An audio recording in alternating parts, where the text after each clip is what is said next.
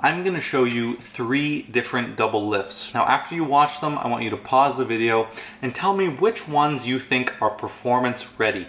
If you could perform them exactly how you see them, which ones would you choose to perform? Number 1, number 2, or number 3? Or any combination of them. Which ones do you think are performance ready? If you saw a magician doing that double lift, you would think he's ready to perform. He could perform that double lift to anyone. Let me know what you guys think. Here are the doubles.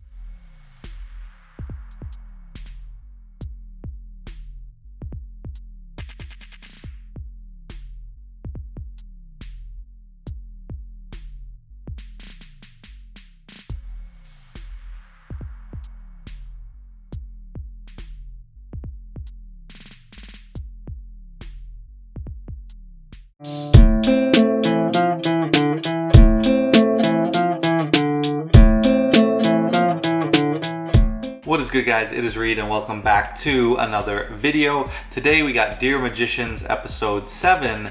How do you know when a trick is ready to perform? Now this is a super interesting topic. In this video I'm going to be diving into how do you know when a trick you're practicing is ready to perform? How do you know when you have an original trick that is ready to be tested for the first time?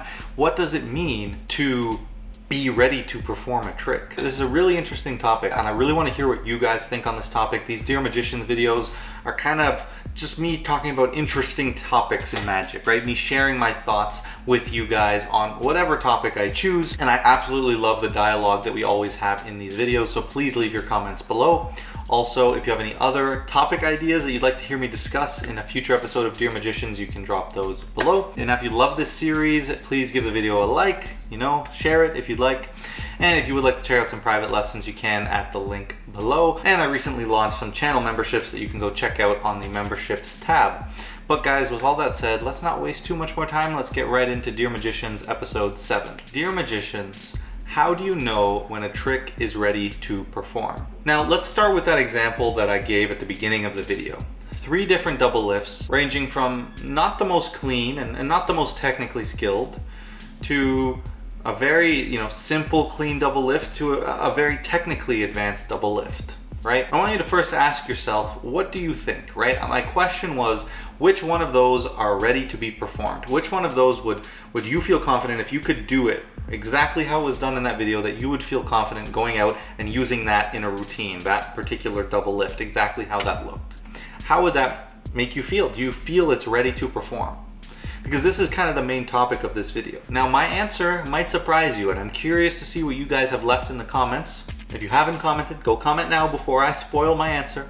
But my answer is all 3 of those double lifts are ready to perform. And that's kind of the crux of this main video.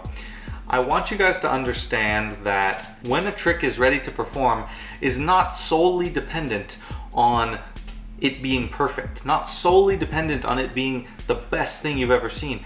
But there's so many other factors that go into it that even if the sleight of hand is not as perfect, even if you're not the best performer the world's ever seen, even if the trick looks better in someone else's hands, it doesn't mean it's not ready to be performed in yours. Okay, so let's dive in here a little bit deeper. Why does it matter? If we think about those 3 double lifts that we saw, it's not a simple move, it's not even a trick. We have one at the end that, yes, it looks incredibly beautiful, it's fancy, but is it necessary? Does it draw more attention? Maybe, maybe not. You hear a lot in magic, don't assume your spectators are stupid. They are, kind of. They're completely ignorant to the idea of magic and magical methods, at least, right? If you gave me versus a layman a quiz on magic theory and moves, they'd get probably 0. I'd probably get close to 100, right? So in a way, they're at least ignorant to those things. So you can get away with a lot more than a lot of magicians lead on to believe. And that isn't to say that you can start performing magic poorly and start getting away with bad sleight of hand, but it's to say that you don't need to be so critical that I find a lot of the magic community is. And a lot of the times people are closer to being ready to perform effects than they believe, right? And for me, I'm all about pushing performing, right?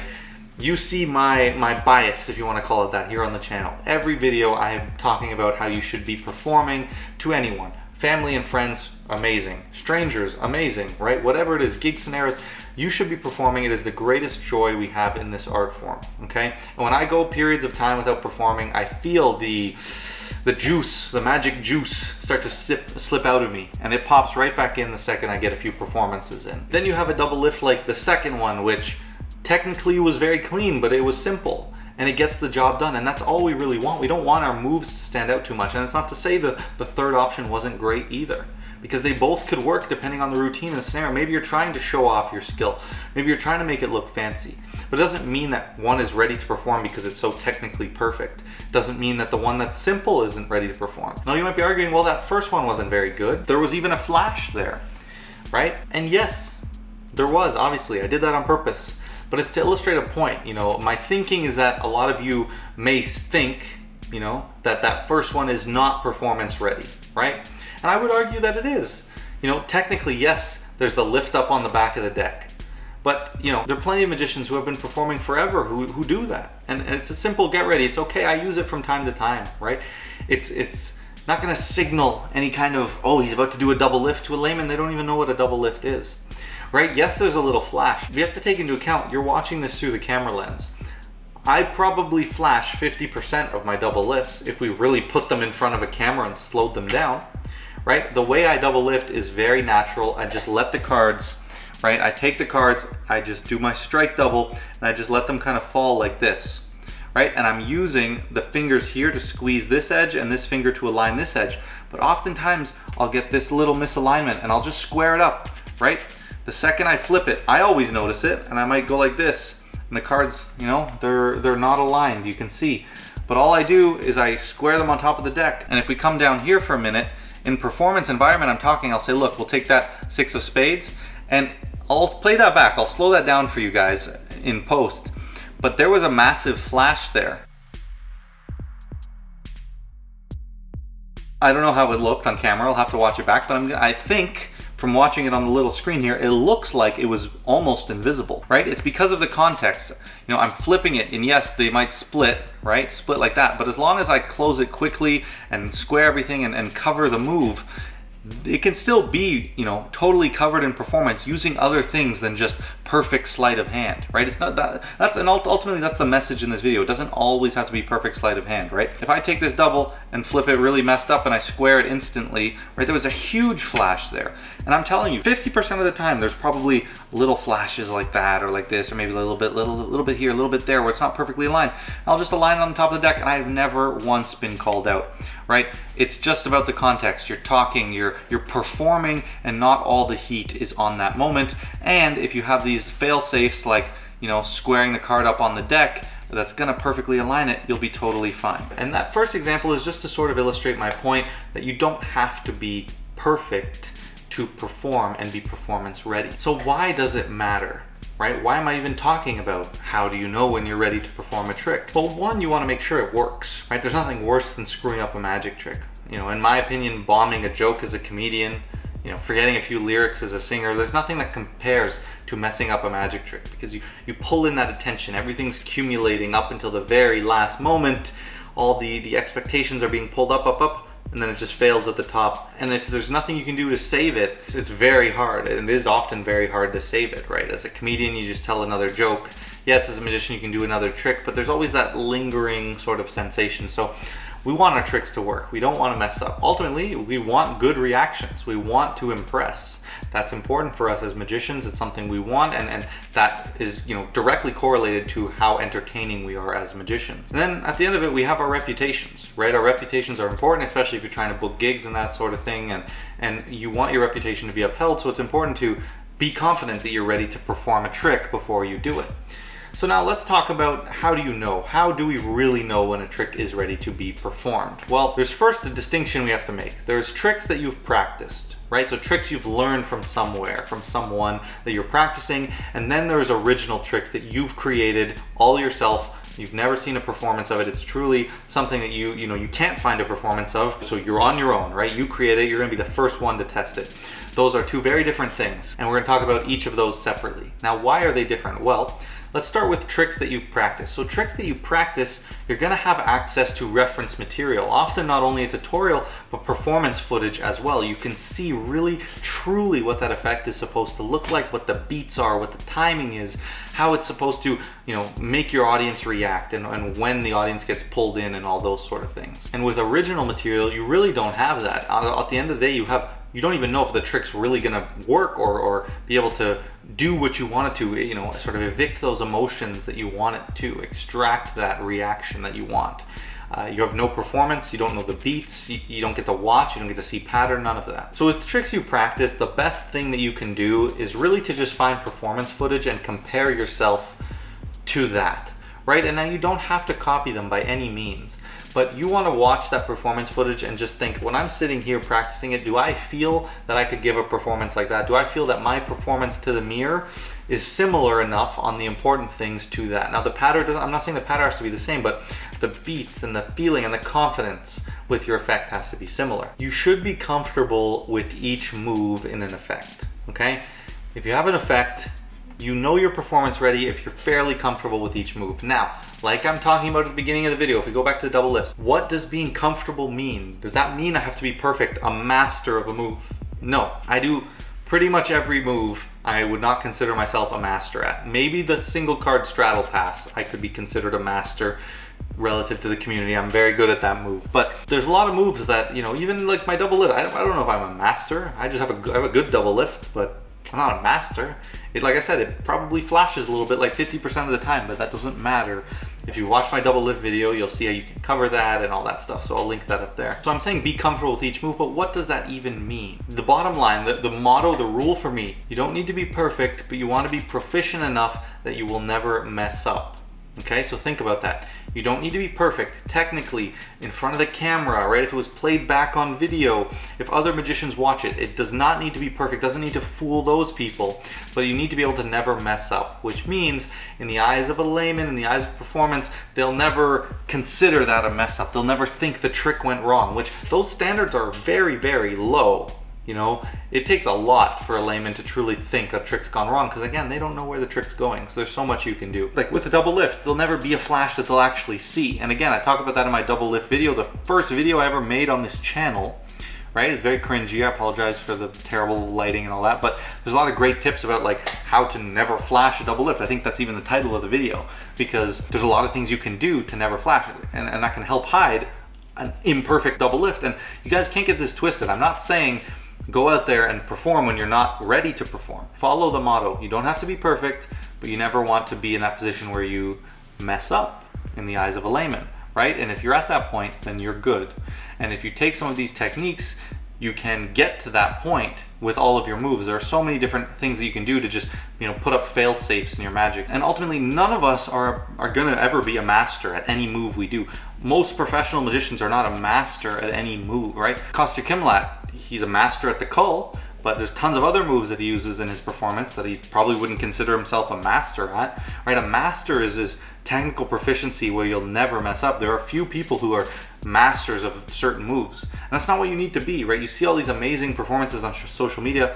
That's one take, guys. They might look like a master in that one take, but in the real world, you have to be able to do that every single time. So our standards have to kind of come down, and that doesn't mean be bad. That doesn't mean don't strive for greatness, but just change your mentality, change your perspective, and change your level that you're setting the bar at. One great thing to consider when you can know if a trick is ready to perform is if you have the moves and sequencing memorized, sort of, it's second nature, because that will give you the brain space, right, the capacity to now focus on the performance and the pattern, which can be a bit more freestyle and doesn't need to be as script heavy. If you want, you can script it, but for me, that's a great option. When I pretty well have it well memorized, like the sequencing of the moves and what the moves are, then I'm pretty confident I can go out there and wing the performance and wing the pattern. And sometimes I'm in the middle and I kind of forget the next move, but I'm comfortable enough that I could just take a moment okay, I need to do this next. But generally you want to be quite proficient with the sequencing and the moves. Think about patter, right? You know a trick's ready to perform when you've started to actually think about the patter, what you're gonna say, what the message is gonna be, and what your justifications are gonna be if you have to do anything a little bit strange, and all these important sort of talking points that you wanna hit in your effects. Remember, I don't script my effects, but I do have talking points, things that I like to hit on as I go through them. Another way to know a trick is ready to perform is, well, to practice it. Start with yourself in the mirror, of course, but then move on to family and friends, people you know, right? If you're a gigging magician, you probably do this. You probably try your tricks on family and friends first, and that gives you a good sense if they are then ready to perform at gigs. And finally, get feedback. You can get feedback from other magicians, get feedback from me. You send me a video. I try to respond to everyone. You want to get feedback from friends even, right? These are good ways to see, what did you think of that effect? Was it cool? Did you understand it? These are important things. These are a lot of great tips for tricks that you have practiced. You've learned from somewhere and you've practiced. Have all the moves memorized, start to think about what you're gonna say and patter, and then practice it, and then compare it with the performances and the performance footage of it to know what it's kind of supposed to look like. And once you've done all that, you'll have a good sense if that effect is in fact ready to perform. Now, where it gets really interesting is with original tricks. Original tricks, we have no frame of reference. We have no framework. We don't know what to do, right? We can try to maybe look up effects that are kind of in the same ballpark, but that's really not an efficient strategy or something that's going to give you much info. So of course, we can use similar techniques to what I talked about with the practice tricks, such as testing it out on friends and family, such as thinking about the patter and memorizing the moves. Of course, all those things are going to still have to happen, but there's some other really interesting things that you need to consider. The biggest and my most important tip is you need to be good at sort of, I don't know if empathy is the right word, but putting yourself in the shoes of the spectators, the people who are going to be watching it. When I create an original effect, and at the end of this video I'll go through an example of an original effect I created and how that process came from where I thought of the idea and how I got to the final performance and how I knew it was actually ready to perform, and I actually went and performed it for the first time. But you need to be able to put yourself in the spectator's shoes and understand what they're going to experience, what you're trying to convey and give by this effect, but also how they're going to take it, what they're going to experience. You need to logically think, if I say this, what is a layman who has never thought of it and doesn't know anything about magic going to think? What are they going to do? What are they going to understand? Right? These are key things to think about. You need to understand what makes people react and freak out and go, well, you need to understand a bit of magic theory into what is it that people like to see. Think about it. If someone sees something vanish inexplicably, that is amazing. We really need to get down to the crux of what is magic here. It's wonder and mystery. Is this effect going to make them wonder? Is it going to make them have mystery? Is it going to be unexplainable?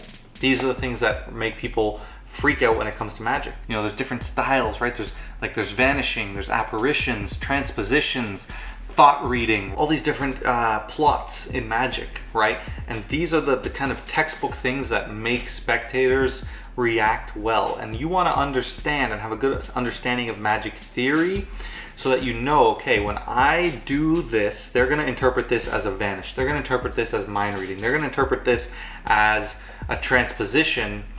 Is it good now? What is their first thought going to be? Oh, it's in this hand. But is it actually, right? If it is, then I need to think about that method. Or they're going to think he looked at his phone or he saw what I wrote down. You need to think about what the next logical thing is, and understanding magic theory is really important for that. Now, if you go check out my series, How to Make Your Magic Better, I talk all about magic theory and give you some great insight into getting better reactions and that sort of thing. I think I have an actual episode all about getting better reactions, so I'll link that in the cards. Ultimately, once you get more experience in performing, you'll start to really understand what makes people tick, right? What makes them tick when it comes to magic? What is that thing that people love and can pull and draw emotions out of them? Okay, and really get those good reactions. And I will be making a full video soon in my How to Make Your Magic Better series about getting better reactions, but it ultimately boils down to understanding how your audience works and people in general work and how they respond. By understanding what is magic, what is it that people get out of it, and how we can elicit those emotions better, right? How do we draw people in and really get them interested and intrigued in what we like? How do we let them feel like they can let loose and give us those reactions that we want. And once you get more experience, you'll really start to understand what these important things are, and now you can incorporate them into original routines and effects, and you'll be able to look at an original effect, even just written down in the scripting, and say, is this gonna play? Is this gonna be good? Right? The same way you might be able to look at an effect that someone else is advertising or gonna sell, and you can say, that's not gonna work for me, it's not gonna be good. You know, and a lot of times you'll be wrong too, but you can still get better at having that skill, and ultimately you'll never really know until you perform. But getting, you know, a better sense of how it's gonna play and being able to judge that just by thinking about it is a great skill. Continuing to build that skill is super important, right? And it ultimately comes down to being able to think about all the things an audience will think about, understanding magic theory, and then applying that to an effect to be able to really, you know, pull at the things that make people tick and what people like when it comes to magic, being able to draw those out of them, rope them into your effect, and then perform something that's truly astonishing, you know, unexplainable, that gets people intrigued and interested in what you're doing. That's what the keys of all this are. With original effects, and I do this a lot, you know, I would recommend this for more experienced people, but you can actually practice on random people at gigs and that sort of thing. At a certain point, once you've built that skill of understanding, like, I know this will work well on people, maybe you don't know exactly how it's gonna play or what kind, if it's gonna be amazing reactions or just good reactions, but you won't know until you test it. And at a certain point, you know, when I come up with an effect, the first time I perform it is generally maybe once on a friend or a family member, but generally it's, you know, the second performance, and I'm still might not be fully confident with all of it, but I've thought it through enough that I know it's gonna work and it's at least gonna be magical in some way. Then I go and perform it for real people and I get those genuine reactions, and now I really see, okay, is this a good effect? Does it need to be worked on? And all that sort of stuff. And that's how I know when a trick is ready to perform. So I wanna end this video off by giving you an example of a recent effect I created. This is an effect I now finally have a name for, called roller coaster, and I'll link a full performance of it up here, a couple performances of it on the channel. I think it's probably the most recent, like, full drawn out like effect that I've really created, that I absolutely love. Extremely unique, extremely original. I feel very fortunate that I came up with an effect like this. I'm still deciding where I want to teach it, how I want to teach it, if I'm going to teach it here on YouTube or something different, so stay tuned for that. But ultimately I want to give you an idea of how the journey of roller coaster became. So go watch the performance first. How did this trick come to be? Well, I had this idea of the deck flipping over in someone's hand, right? I thought that was a cool premise. That's what it was birthed off of. And then I figured out the method for how I wanted to do that. Pretty simple, in fact. You know, it took a bit of practice and there's some techniques that go into being able to do it, right? Once you see how it's done, because you will see, right? Because you're kind of behind the curtains with the rest of the audience as you watch this. But then I thought, how can I love the idea of drawing the spectators in and showing them a peek behind the curtain, right? That's why this effect is called roller coaster, because they go up, up, up, they feel like they're in, they're knowing how everything's done, they're getting a peek behind the curtain, and then they drop, and we have an incredible finale that tricks everyone involved, right? So it's extremely unique in that way, but I ended up working out, you know, what I could do, how I would achieve it, and then I thought, okay, I want to card the spectator's pocket. So I had all these little ideas and I put them together and we ended up getting this routine. I remember when I thought of it, I knew it was something special. The second all the pieces came together, I knew it was something special. But once I have all those moves worked out, right, then it was about, you know, the moves technically aren't too difficult. It took practice, it took a lot of thinking about it, but ultimately the real fun came when it was time to start scripting. What am I going to talk about? And I have this beautiful pattern that I love for this routine about what other magicians tend to do, but it doesn't make a lot of sense, right? And I kind of explain that, and it gets the audience really feeling like you're letting them peek behind the curtain. Once I started to think about certain things, okay,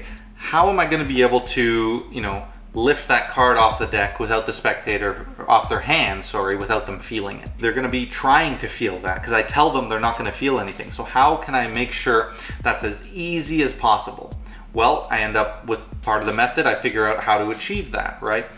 To solve that problem. Then, how is the audience going to perceive, okay, how's the spectator now when they open their eyes and they see this deck actually flipped, but they didn't feel anything, what is the first thing they're going to think? Well, I don't know exactly what they're going to think, but I knew that in order to really sell that, I need to get the rest of the audience to help me sell it. If I just tell them it's happening, they're not going to believe it. So you see in the effect, I get everyone to play along with me, right? And that's key. And now I think, how do I get them to play along? Well, their eyes are closed, so I'll just use hand gestures, right? Then we think about, okay, the card to pocket aspect of it. How do I get a card into their pocket and have it change, right? With them believing that that's a card that goes into their pocket. I had a lot of methods for that, and I ultimately settled on one that I thought was practical and made a lot of sense. With this given method, there is some problems, there is some questions that might arise, but how can I cover that? Right? I cover it through my acting, right? I cover it by pretending that's a nothing moment. I cover it by, moving past that. No one ever comes back to that moment, right? I take attention off it. I focus attention here. All of these things that I started to, I'm putting myself, I'm just trying to give you guys the example of I'm putting myself in the spectator's shoes and I'm thinking about how to solve that problem. What would they think when I do this? From a reaction perspective, I knew this trick would be fantastic, right? I knew the idea of pulling the audience in behind the curtain is peak magic, right? They'll be totally locked in. They want to learn how tricks are done, That idea of the dual reality, where they kind of understand without me saying dual reality that this is some kind of dual reality without them really realizing it, right? That's an incredible moment. You have spectator one perceiving something and the rest of the audience perceiving something else. And then to pull that all in with this simple card in the spectator's pocket that no one thinks anything of, right? It's beautiful. One thing that gets great reactions is to keep the expectations low so that there's a lot of room to grow really high, or not pull too much attention, not hype things up too much, right? You hype things up, and then the reaction can only go this far, right? If the scale is finite, if it's this much, and you bring everyone's expectations up to here, then they can only move up to here on the reaction. If you keep them down here, then they have all this room to increase the reaction, right? So that you kind of have that with this, where it's there's not, they don't expect anything to happen with that card. They don't even really expect any magic to happen to them. They think it's all happening to this person. So it really punches them and really catches them off guard. Now, once I got really confident with the moves and kind of the scripting, again, the scripting was more talking points. I want to talk about the magicians who always say, can you feel that? But it doesn't make a lot of sense, because if there was something magical, you shouldn't feel it, right? If I had a card in your hand and I made it vanish and you felt it, it wouldn't really be that cool, right? That's the whole premise. So that's the plot and the talking points I talked about. Then the moves, I had them memorized. And honestly, I think the first time I ever performed that was in that street magic video that I've linked. Okay, that's the first time I ever performed it. And you can see it went really well. It got incredible reactions. There was a big group that built up around that effect. And the dual reality is incredible, because now people think I have a signed card to spectator's pocket without me going anywhere near them, and other people get this effect, and you can see how he's reacting. And I'll be honest, the reactions were even better than I expected, okay? And it's become a trick that I now do all the time and I absolutely love, but ultimately I never could have known without truly performing it. Alright guys, that is it for episode 7 of Dear Magicians. I hope you guys loved this video and got a lot of insight into it and kind of what I'm talking about here. Now, this was a lot longer of a video than I was expecting, but this is a really interesting topic. So as always, I'd love to get the discourse going and hear what you guys have to say on this topic. I think it is super unique. Now, if you guys like this video, don't forget to like, all that good stuff. It really helps me out. If you would like to check out some private lessons, you can at the link below. I want to welcome all the new subscribers. Don't forget to like, comment, share, subscribe, and I will catch you in the next video.